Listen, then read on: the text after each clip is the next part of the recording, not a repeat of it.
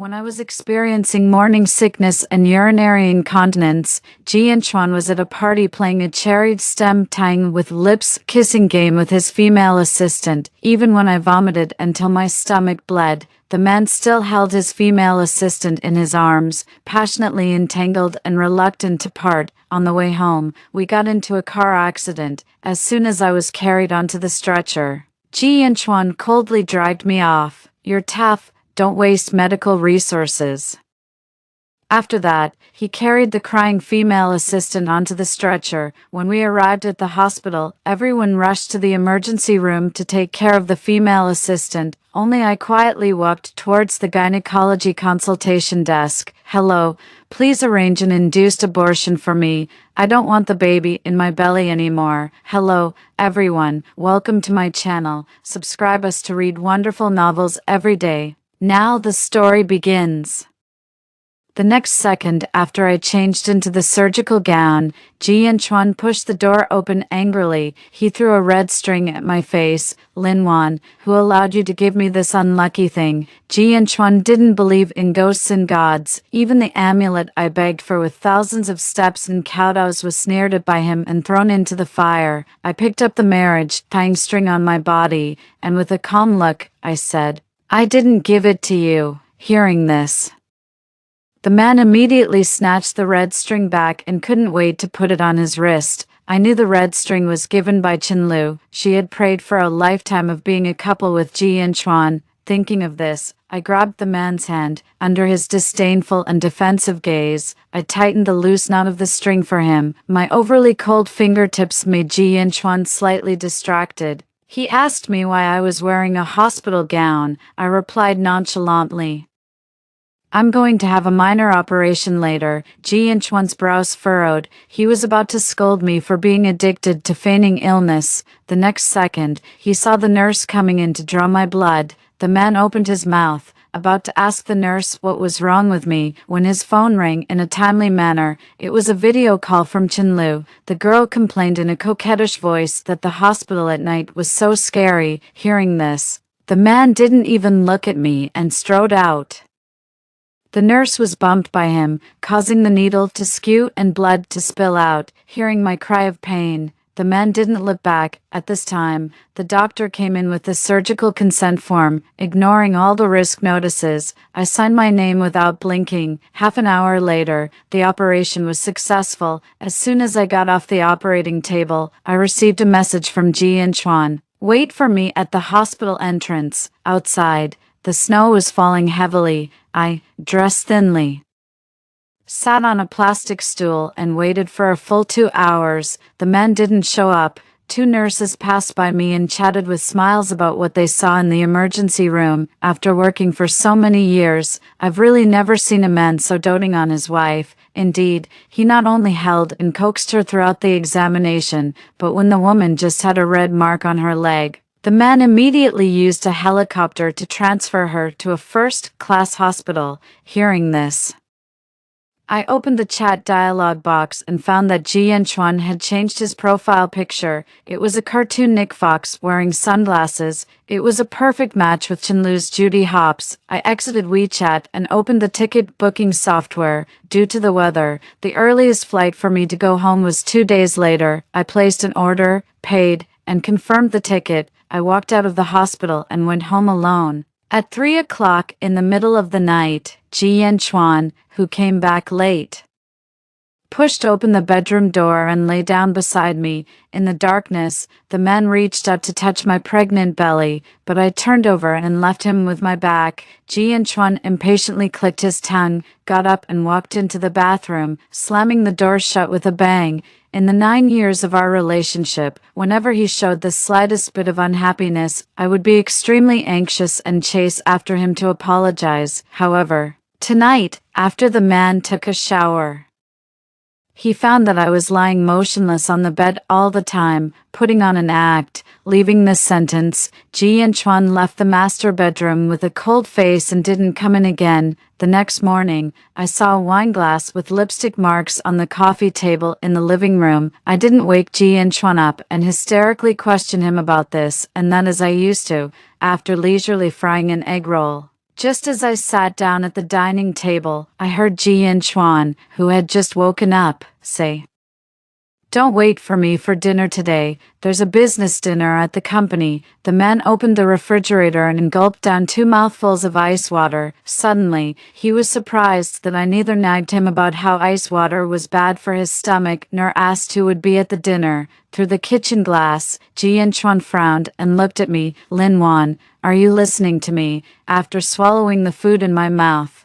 I said and continued eating. Seeing this, the man threw his black coat to me. "Your birthday gift." The coat with a sweet perfume smell just covered my flat abdomen. Under the man's gaze, I fumbled out a gift box from the coat pocket. Opening the box, there was a diamond ring inside. Before I could speak, Ji Chuan snatched the ring back with a sullen face. He said, "You took the wrong one. Yours is on the other side." In the other pocket was an emerald brooch. I took one look at it and then pushed it back to him. Then I said politely, "The brooch is very beautiful, but unfortunately, I don't have clothes to match it. Besides, my birthday was 3 months ago. You might as well give it to Chenlu together." After being speechless for a while, Ji Chuan reluctantly said, "There's a jewelry auction in a few days. You can go with me." This was the first time the man had proposed that I be his female companion. In the past 6 months or so, Chenlu had been accompanying him to various parties. Even at the yacht vacation among his childhood friends, the two of them appeared hand in hand in the group photo. Recalling this, I thought it was extremely boring. "No need. I don't need anything." "Are you sure?" I nodded. "It's most appropriate for Chenlu to accompany you." My sincere words only made the man's face turn black instantly. "Lin Wan, go to the bathroom and look in the mirror right now. Take a good look at how ridiculous you look, like a jealous woman." In the past, if the man said this, I would definitely have a big fight with him, but now, I didn't even bother to argue a single word. Just as I was about to get up and go back to my room, Ji Chuan's phone rang. It was Chenlu's exclusive ringtone. The girl was crying pitifully, saying that she had gone out to take out the trash and forgotten her keys. What should she do? "Brother Yin Chuan, silly girl, stay where you are and don't run around. I'll come and bring you the keys right now." After hanging up the phone, the man immediately turned to leave, but I called out to stop him. "The scarf you asked me to knit last week is already done and hanging on the hanger. Don't forget to take it to her." Ji Chuan's face changed slightly. His mouth moved, as if he was about to say something. However, Chenlu sent another voice message. She imitated a kitten meowing and begged her master to bring her a cup of milk tea when he came. For this, the man emptied the shopping paper bag hanging on the hanger, put the scarf in it, and left with a smile on his lips. Looking at the baby clothes discarded on the ground, I stood up and walked into the study. Ignoring the photo of Ji Chuan and Chenlu on the mahogany table, I reached out to the safe with a clear goal. I tried Ji Chuan's or my birthday, but it was wrong. I tried our dating anniversary, but it was still wrong. It was not until I entered Chenlu's birthday, the lock finally opened. When I took out my documents from it, 2 movie tickets were brought out. They were the ticket stubs from the movie Ji Chuan and I watched on our first date. I tore up the memories and threw them into the trash can. I returned to the bedroom and started packing my personal luggage. In the late afternoon, Ji Chuan called and asked me to find a delivery person to send him a document. Outside, the wind and snow were raging. I put on a mink coat and went out in person. Pushing open the door of the restaurant, I happened to see Ji Chuan and Chenlu drinking cross-cupped wine. Because of my appearance, the cheering and whooping in the store suddenly stopped. Ji Chuan looked at me with a disappointed expression. The others looked at me with a playful look, waiting for me to scream and have a fit, but to everyone's surprise, I wasn't angry. I handed the document to the man and only said, "Excuse me, can I borrow the car keys? I left something in your car." Hearing this, Chenlu took out the Porsche keys from her bag, stuck out her tongue at me, and said, "Sorry, sister-in-law, because I love to sleep in so much that I'm always late for work. So brother Yin Chuan simply gave me his car to drive." What sister-in-law, silly girl. Don't call people wrongly. Ji Yanchuan looked at Chenlu with doting eyes and wiped the wine stains from the corner of her mouth. Following the man's words, I said, Mr. Ji and I aren't married, Miss Chen. Please don't misunderstand. After that, I picked up the keys and was about to leave, but Ji Yanchuan suddenly grabbed me, his face looking strange. Lin Wan, you would vomit as soon as you smelled alcohol after getting pregnant. Why is it different today? I was about to reply when Chenlu suddenly turned pale with fright and hugged Ji Yanchuan's arm. Brother Yanchuan, could Sister Lin Wan be going to the car to look for that pearl necklace? But this silly girl, have lost the necklace. What should I do? The necklace Chenlu mentioned was a relic left to me by my grandmother. Hearing Ji Yanchuan softly comforting Chenlu that it was just a cheap necklace, and it didn't matter if it was lost. I put down the car keys and looked at Chenlu without showing any emotion. He's right. It's just a cheap necklace I've worn for 9 years. Since you like it, consider it a gift for you. Walking out of the restaurant, I was about to take a taxi when the man chased after me. He stuffed a box of nourishing fish congee to me and said condescendingly, I'll accompany you to the prenatal check-up tomorrow. I casually lied. You got the date wrong. The prenatal check-up is the day after tomorrow. Ji Yanchuan was about to refute, but when he saw Chenlu standing at the restaurant door, he immediately turned back, took her hand, and blew on her hands to warm her. Watching them return to the restaurant, I, who never ate fish, fed the fish congee to a stray cat and then went home. That night, the man didn't come back all night, and I didn't call him even once. At 5 o'clock in the afternoon, just as I put on my coat, I was taken to the car by Ji Yanchuan, who suddenly came home. In the Ji family's compound, Ji Yanchuan pulled me in front of his parents, Mom and Dad. This is Lin Wan. After a long-term relationship, Ji Yanchuan finally brought me to meet his parents, but my reaction greatly disappointed him. Uncle and Aunt, I have something urgent. Please excuse me for leaving. As soon as I finished speaking, Ji Yanchuan grabbed my wrist and secretly exerted force. Mom and Dad, she's joking with you. You prepare dinner. I'll take her to get familiar with the environment first. I was forcefully dragged by the men to the top floor bedroom for the so-called tour. My frequent small gestures of looking at my phone soon made the man dissatisfied. Lin Wan, you used to keep pestering me to see the room where I grew up. Now that you've seen it, why are you suddenly silent? It's nice. My irrelevant answer made Ji Yanchuan's brows furrow tightly. You keep looking at your phone. Is there something interesting in it? No, even though I said so. The man's face was still tense. He snatched my phone and put it in front of his face, but the screen kept showing unlocking failure. Ji Yanchuan asked me in surprise why I couldn't recognize him. I was about to speak when a clear, strange sound suddenly came from outside the window behind me. What did the tall Ji Yanchuan see? Without saying a word, he left me and disappeared. 10 minutes later, following a series of silver bell-like giggles, I saw Chen Meng wearing flowers on her head in the old house's back garden. She was being carefully supported by Ji Yanchuan, playing the childish game of walking on a balance beam on tiptoe. Brother Yanchuan, you must hold me steady. Ah, brother, help. While playing, Chen Meng's foot slipped, and she blushed and fell into the man's arms. The two were stunned at first, and then they smiled at each other tacitly. The smile in Ji Yanchuan's eyes disappeared completely when he saw me. Why are you here, Sister Lin Wan? Chen Meng looked at me innocently. After blinking a few times, she started to gently pound the man's chest with her small pink fist. Oh, I know. Bad brother finally brought his ugly wife home to meet his parents. Congratulations, Sister Lin Wan. While saying congratulations, the girl's tone was tinged with a crying voice, making Ji Yanchuan purse his lips in distress. It's just a meal. What's there to congratulate, you silly little fool? After comforting Chen Meng, the man looked at me with extremely cold eyes. Is dinner ready? Before I could speak, dozens of long snakes, coming from nowhere, suddenly fell from the treetops above my head. I was so frightened that I fell to the ground. At the same time, Chen Meng let out a shrill scream. Seeing this, Ji Yanchuan didn't even look at me. He hugged Chen Meng and ran away in a hurry.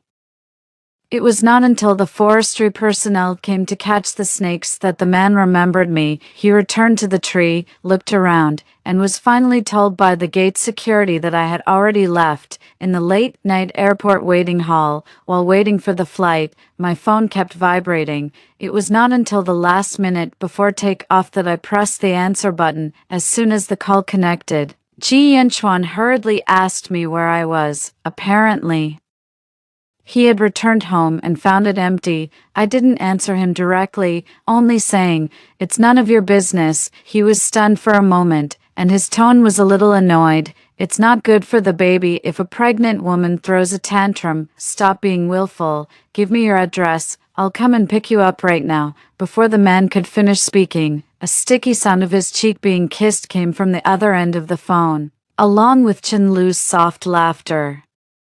Ji Yanchuan cleared his throat, then, changing the subject, he said coldly, "Something urgent came up at the company. You take a taxi back by yourself." After that, he added worriedly, "Send me a message when you get home." After the man hung up the phone, I opened the chat dialog box and, as he wished, sent a message. "Ji Yanchuan, let's break up. I sincerely wish you and Chenlu a happy and long-lasting relationship." As the message showed as read, I blocked all of the man's contact information and then turned off my phone. "Auntie Wanwan, over here, over here." As soon as I got off the plane, I saw my little niece waving her hands hard in the crowd. With a warm smile, I picked up my niece and said to my sister, "It's the middle of the night. I said you didn't need to come to pick me up. Do you think I wanted to come? It's this precious niece of yours who kept pestering to see her silly aunt." My sister reached out and hugged me. Inadvertently, she glanced at my flat abdomen with eyes full of heartache. Just as I was about to comfort her, she pinched my face first and said fiercely, disliking that I was as thin as a bamboo pole, "Starting from tomorrow, you'll have a bowl of fish maw and pig's trotter soup every day, whether you like it or not. There's no room for negotiation. Okay, whatever you say. After all, you're my only sister." Sniffing my slightly sour nose, I got into my sister's car with my niece in my arms, and the three of us drove home, chatting and laughing. Even though it was already 4 o'clock in the morning, my parents were still waiting in the living room. After making sure that my sister and I had returned safely and seeing me drink the honey iced tea that I loved the most when I was a child, they happily went back to their rooms to sleep. After washing up, I lay in bed. Within a few minutes, I, who usually had trouble falling asleep, fell asleep quickly and soundly. There was no pain, no more hesitation, because I had finally returned to my real home. 3 days after arriving home, my parents reserved a private room in a restaurant and informed all the relatives to hold a welcome-back dinner for me. Just as my welcome-back dinner was in full swing, filled with laughter and joy, a courier came to the door and called out my name. My little niece, who often helped my mom pick up takeout, trotted over, hugged the express box, and bounced back to my side, already able to read. She said in a childish voice, "Auntie, this is sent to you by a Mr. G." After thinking for a while, I finally opened the express box. Inside was a new mobile phone. Just as I was puzzled, the phone suddenly rang. Facing the concerned gazes of my family members, I instinctively picked up the phone and went to a relatively quiet corner. After hesitating for a while, I pressed the answer button. Ji Yanchuan's voice was as cold as ever. "Lin Wan, why didn't you tell me that you went back to your parents' home?" I retorted. "Why should I tell you?" After a moment of silence, the man deliberately softened his tone and said, "I've changed several numbers to contact you, but your phone has been turned off, so I was worried about you." I, who had specifically set my phone to not answer calls from unknown numbers, blinked. "Just for this, you didn't hesitate to use illegal means to find me and send a broken phone in front of my family." I couldn't help but ask him, "Ji Yanchuan, are you out of your mind?" Over the years of our relationship, the man had never been scolded or blamed by me. Even now, even though we were separated by the phone, I could imagine how ugly his face had become. But even so, he didn't hang up the phone. "Lin Wan, you know my personality. My patience is limited. You'd better not push your luck," interrupting the man's nonsense. I asked impatiently what he really wanted to say, taking a deep breath. Jianchuan said in a deep voice, "For the sake of the child, I won't hold this runaway against you. I bought you a plane ticket back to the city next week. I'll pick you up at the airport with Chenlu then." Hearing this, I almost burst out laughing. What child? The child in my belly is long gone. There was a sound of something breaking on Jianchuan's side. "Linwan, how dare you joke about our child like this?" Lowering my eyes, I twitched the corners of my mouth and said, "I'm not joking. The child is really gone, and I really want to break up with you." Before I could finish, the man sneered dismissively. "What do you mean the child is gone? What do you mean you really want to break up? Aren't you just trying to force me to admit my mistake? Fine, I was wrong. I was wrong for asking you to take a taxi back by yourself because of something at the company. Miss Lin, I apologize to you. Are you satisfied now?" Facing the man's sarcasm, I felt no emotion in my heart, only boredom. "I don't need your apology, you just need to understand one thing, that is, we've broken up." After that, I directly hung up the phone, took out the SIM card, and threw the phone and the SIM card into the trash can together. It was already 11 o'clock at night when the welcome back dinner was over. A high school best friend whom I hadn't seen for years sent me a message, inviting me for a late night drink. So I immediately went home, changed into a very figure-hugging dress, and happily went to the appointment at 1:30 in the morning in the jazz lounge. Just as I was about to raise my third martini to clink glasses with my best friend again, someone, full of anger, snatched my drink from behind. Reacting instinctively, I turned around and saw Ji Inchuan's extremely gloomy face. Before I had a chance to ask him how he was here, the man had already grabbed my arm and pulled me up from my seat without asking, "Who allowed you to drink? You're a pregnant woman about to give birth. How dare you?" The man's accusatory words stopped abruptly halfway. His eyes stared blankly at my abdomen for a long time. Ji Inchuan's gaze finally moved from bottom to top and looked deeply into my eyes. "Linwan, where's the child?" Seeing that I didn't say anything, Ji Inchuan clenched his fists so tightly that his whole body couldn't stop shaking. His eyes were blood red, and he asked me again, unwilling to give up, "I'm asking you, where's our child?" I looked at him with a calm expression. "Gone." These two simple words were like a 1,000-year-old piece of ice, instantly freezing the man's limbs and bones. His face pale, he staggered back several steps, muttering to himself, "Impossible. This can't be possible." Looking at Ji Inchuan's lost and dazed appearance, I couldn't help but sigh in my heart. Men are born to be good at acting. 8 months ago, when I accidentally found out that I was pregnant, I immediately took the pregnancy test stick and told Ji Inchuan about it. My honesty and nervousness were met with the man's long silence, and the words of doubt that I would never forget in my life. "Linwan, are you sure the child is mine?" In the jazz lounge, seeing that I was pulling my best friend and preparing to leave, Ji Inchuan strode forward and firmly grabbed my wrist, refusing to let me go. The man's eyes were terrifyingly blood red. "Linwan, I need the truth about the child, otherwise, I'll never let you go in this life." 5 minutes later, in the black car parked in a corner of the underground parking lot, the man leaned forward, wanting to fasten the seatbelt for me in the passenger seat, but I refused him impatiently. "If you want to know something, just ask here. Don't waste my time by changing places." The man was stunned for a moment, and an obvious look of hurt flashed across his eyes. He retracted his self-indulgent hand and asked me coldly how the child was gone. I asked him with a half-smile, "What do you think?" After thinking for a moment, Ji Inchuan looked at me with regret in his eyes. "On that day at the old house when we encountered the snakes, if you had just waited there obediently and let me take you to the hospital myself, our child might have been saved." "Linwan, you're really too willful." Hearing this, I was even more certain that my decision to have an abortion was extremely correct. "Ji Inchuan, you got it wrong. The child didn't die at the old house." I looked at the man expressionlessly and said indifferently, "I asked the doctor to abort the child." "You were also there before the operation," frowning fiercely.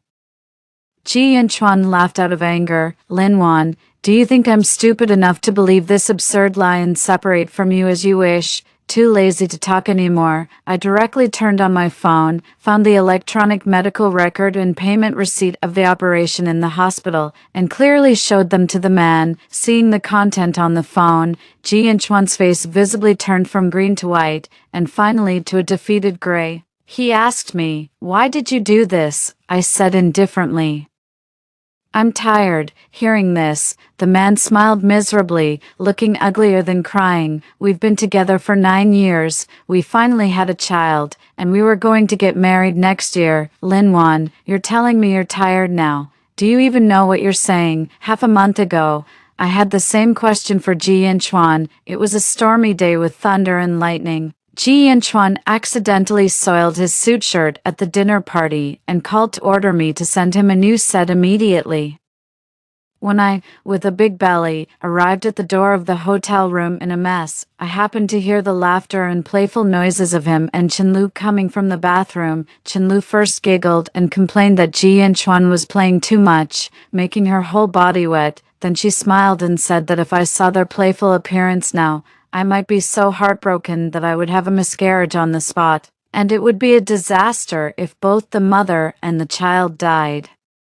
Ji Inchuan let out a sneer and said indifferently, "Two annoying troublemakers, one big and one small. If they could really die together, it would be more convenient." Recalling this, I looked at the man speechlessly. "Can't you understand me, Ji Inchuan? What I mean is that I'm really fed up with you, eating the same rotten dish for 9 years. Anyone would want to vomit." "You're lying." Ji Inchuan slammed the steering wheel hard, his chest heaving as he sneered at me. "Everyone knows that I'm the only man you've ever dated. You once told me personally that your biggest dream was to marry me." I tilted my head slightly. "You also said it was once." Hearing this, Ji Inchuan's face turned livid, and he gritted his teeth, speechless. The reason for his speechlessness was not because of what I said, it was because of the way I talked to him, which was too calm and indifferent, a strong sense of unease and anxiety, like a poisonous snake, quietly wrapped around his heart. Trying to ignore the fear in his heart, the man narrowed his deep eyes and said to me, "Lin Wan, for the sake of you being with me for so many years, as long as you come back with me obediently now, I can forgive you for this mistake and continue to plan our wedding. After all, we're still young, and we can have another child." I looked at him blankly. "What wedding plan?" Ji Inchuan pursed his thin lips. "Stop pretending, Lin Wan. You've been constantly causing trouble for Chenlu behind my back and going to such lengths. In the end, isn't it just to force me to marry you as soon as possible?" I was amused by him. "You really misunderstand, Mr. Ji. I can't marry you, because I don't love you anymore." "What did you say?" "It seems you're really a bit hard of hearing." With my last bit of patience, I said to him word by word, "Ji Inchuan," I said, "I don't love you anymore. Please stop this. From now on, you go your way, and I'll go mine. Let's break up peacefully." Watching me open the passenger side door and step out without any hesitation, finally, an uncontrollable sense of anxiety appeared in Ji Inchuan's eyes. He got out of the car right after me and said, "Lin Wan, next Monday is our 10th anniversary." I looked back at him indifferently. "So what? You once swore to a meteor shower that no matter how things change, even if the sea turns into mulberry fields, you would accompany me on our anniversary every year." As he spoke, the man's usually steady and cold voice couldn't stop trembling. "Lin Wan, you hate people who break their promises the most in your life." I impatiently clicked my tongue, with a look of indifference between my brows. "An idiotic vow made casually hundreds of years ago. Only a fool would take it seriously." Hearing me say this, Ji Inchuan stood there stupidly for more than 10 seconds before finding his voice. "Lin Wan, remember what you said today. When you regret it, even if you kneel down and beg me, I won't look back." After that, the man started the car and left. After seeing off this past, I happily returned to my best friend's side and continued to listen to music and chat with her all night. One evening half a month later, I ran into an unexpected person in a large supermarket near my home. Brother Molen, I called out hesitantly. The tall and handsome man had already reached out his left hand and, just like he had done countless times in the past, ruffled my hair. Xiaoan, long time no see, even after all these years. Su Molen looked at me with the same warm and deep eyes. I've known him since we were kids. As the neighbor next door big brother, he always treated me like his own little sister, always tolerating me and cleaning up countless messes for me. I couldn't help but step forward and gently punch his shoulder. With red eyes, I asked, "Aren't you already settled abroad? Why didn't you tell me in advance that you were coming back? I could have driven to pick you up." Su Molen pursed his lips and smiled gently. "My parents don't even know I'm back." Then why did you? Your sister told me that you've decided to stay with your parents and won't leave." After a pause of a few seconds, he looked into my eyes and added, "So, I came back too."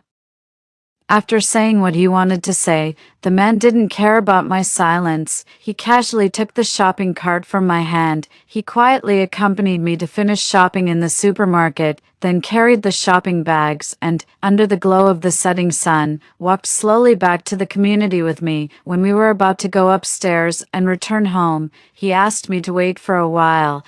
In less than 2 minutes, Su Molen quickly came back to me. "Xiaoan, your favorite bitter coffee candy." Seeing the childhood treat that I hadn't eaten for a long time, I was stunned at first, then quickly smiled and was about to take it. But the next second, someone forcefully grabbed my wrist and yanked me into a familiar male embrace. "Jianchuan, why are you here?" My body stiffened, and I was extremely surprised by the man's sudden appearance. However, Jianchuan didn't answer my question. He just kept pulling me forcefully, trying to stuff me into his car. In a hurry, I struggled desperately and instinctively shouted, "Brother Molen." Su Molen reacted quickly, dropped everything in his hands, and rushed forward to hold my other arm. Seeing this, Jianchuan stared at Su Molen's hand on me with a look of extreme viciousness I had never seen before, and gritted his teeth. "What a brother Molen, Linwan. It's not even a month since we broke up, and you're already daring to cuckold me." Hearing this, I stared at him in shock and speechless disgust. "Are you insane, Jianchuan? What cuckold? What does it have to do with you?" Seeing that I kept struggling to get away from him, Jianchuan's face became even darker, like a pool of black water. "Linwan, I came here today to propose to you formally, so stop throwing your tantrums. If this endless Cold War continues, the one who will really get hurt in the end is you." As he spoke, Jianchuan held me tightly with one hand and reached into the pocket of his trousers with the other. Quickly, he fumbled out a heart-shaped box and, with fanatical eyes, opened it in front of me in a self-directed and self-acted way. Unexpectedly, it was empty. Just before I was about to curse him for being crazy, Chenlu got out of the back compartment of the car. Reluctantly, she took off the huge diamond ring on her ring finger and perfunctorily stuffed it into the heart-shaped box. Then, with an innocent look on her face, she said to me, "Sister Linwan, I heard that you aborted the child yourself. Oh, how could you be so stupid? My dear sister, Brother Yanchuan and I are just soulmates. You're the woman he really loves deeply. You must never be silly enough to let my existence affect your relationship again." What a soulmates! I stared into Ji Yanchuan's eyes for a while, then said in a flat tone, "Give me the ring." Hearing me say this, Ji Yanchuan, overjoyed, immediately let go of my hand. The moment the man took out the ring and couldn't wait to put it on my ring finger, I directly pulled the ring off, then walked up to Chenlu, and in a flash, grabbed her neck and forcefully stuffed the ring into her mouth, which never said anything nice. No one expected that I, who was always quiet and gentle, could be so violent and cold-blooded when really angry. Even I myself wondered for a moment if I really wanted to kill Chenlu. The overly thin Chenlu's eyes widened so much that her eyeballs seemed about to pop out, but she still couldn't break free from my hand covering her mouth. Ugh, cough, cough, help, help. It stuck, my throat. The terrifying sense of suffocation caused by the sharp foreign object made Chenlu burst into tears and snot all over her face in no time. To help her get out of danger as soon as possible, I very kindly slapped her hard more than a dozen times with both hands.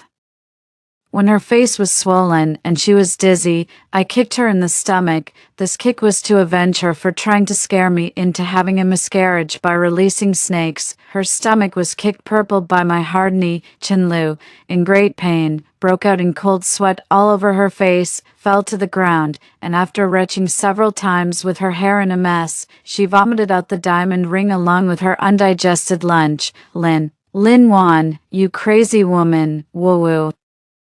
I'm going to call the police and sue you for physical harm. Chinlu stared at me viciously, then turned around and, with tears streaming down her face, tried to throw herself into Ji Yanchuan's arms, crying and begging him to call the police for her. But to her surprise, Ji Yanchuan not only frowned and pushed her back to the ground, he also said in a cold tone, complaining that she had dirted the proposal ring he had carefully chosen. Chinlu was completely stunned.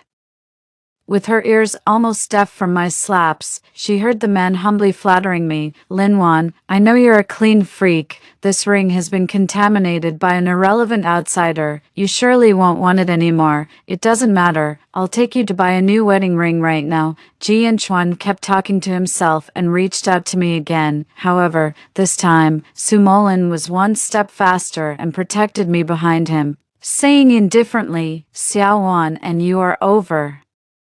Please don't pester her like a leech and make things difficult for her. Ignoring Su Molin's existence, Ji Yanchuan stared at me without blinking. Lin Wan, come here. Okay, as long as you come here, I can promise you anything. Don't you always want to get married? We can go to the Civil Affairs Bureau to get the marriage certificate tomorrow.